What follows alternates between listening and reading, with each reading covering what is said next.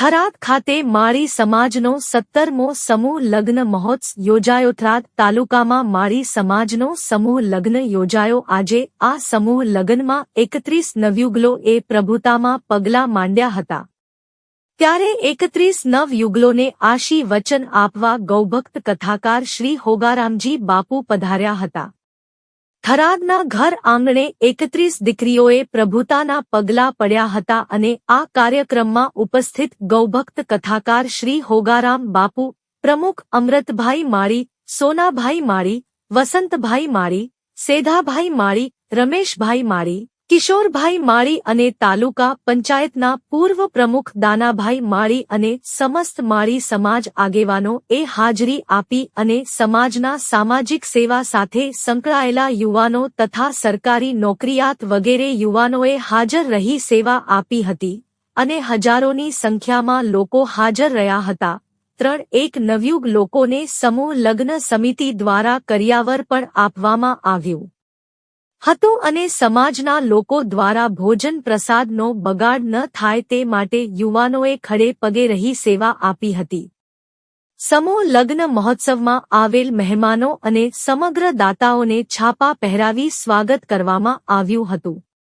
ત્યારબાદ સમૂહ લગ્ન મહોત્સવની અંદર બાલિકાઓ દ્વારા સુંદર કૃત્યો રજૂ કરવામાં આવી હતી। ગૌભક્ત અને કથાકાર શ્રી હોગારામજી બાપુ દ્વારા 31 નવ દંપતીઓને પારિવારિક જીવન સદા સુખી જીવનમાં અને આનંદમાં રહે તેવા આશીર્વાદ પાઠ્યા હતા।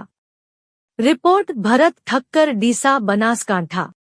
32 ગામ માળી સમાજ સમિતિ દ્વારા આયોજિત 17મા સમૂહ લગ્નનું આયોજન થરાદ નગરના આંગણે તારીખ 18/2/2024ના રોજ કરવામાં આવ્યું। આ સમૂહ લગ્નની અંદર 31 નવદંપતીઓએ પ્રભુતામાં પગલાં માંડી અને નવજીવનની શરૂઆત કરી।